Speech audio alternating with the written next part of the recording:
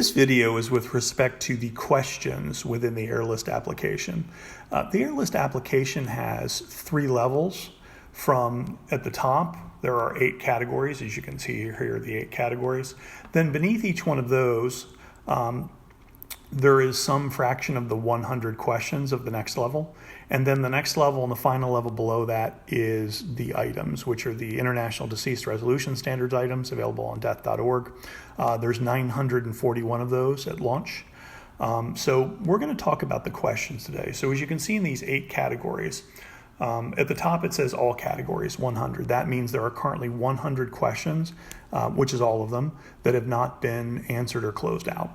If you look under each one of these, in fact, if you look at immediate, it says there are 12 questions. So if we click on immediate, it opens up and you can see the 12 questions that come up underneath that.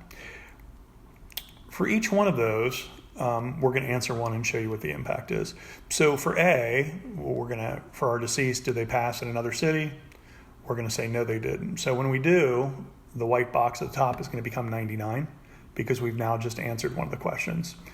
In addition, when you answer yes for a question,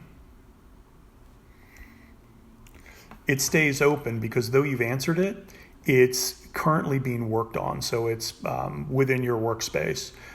Same thing with unsure. So yes and unsure do not qualify as closing out a question, but no does. So when you do no, it disappears from the workspace. It can be recovered, which we'll go to in a second. If you look at each of these questions, there's a gray ball, except for the active one, it's black, over to the right. Those are the lists of the number of items which are still being worked on beneath each question. So as you can see, for the donation of body to science, there's only 1 item.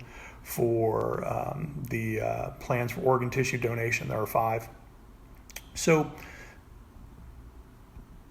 those are the questions beneath each one of the categories. If you go to the last category, these are the less common things such as being a private equity investor, using cryogenics to freeze the head of the deceased, things of that nature. There are actually about 40 questions in there, and we put them all in the end just because they're really fairly obscure things. There's some that aren't as obscure, like, were they ever a teacher? There are actually a lot of retired teachers out there. But that is the level of the question. And again, always remember CQI, which is categories. And then if you look, the next level down is questions. And then if you go another level down, it takes you, if you click on this button item to the right, it'll show you the 19 items underneath each question. The last thing we're going to discuss is how do you recover a question? So we answered question A as a no. Let's say we wanted to reconsider that. So we go to the menu and we go to the reopen closed items. It's the second to last item in the menu. We click on that. This is a parallel menu. You can see the screen at the top is titled Reopen.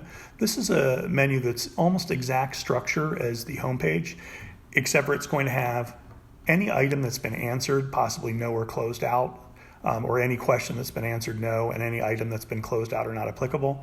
So you can click on this and you can actually change your answer. So we're going to change our answer to we're not sure. It changes it to yellow here, and then when we go back to the home page where it disappeared, we select this and it's come back into the work area, so we can address it now if in fact we were unsure or we did want to change our minds. So that is the questions for the AirList application. Thank you very much.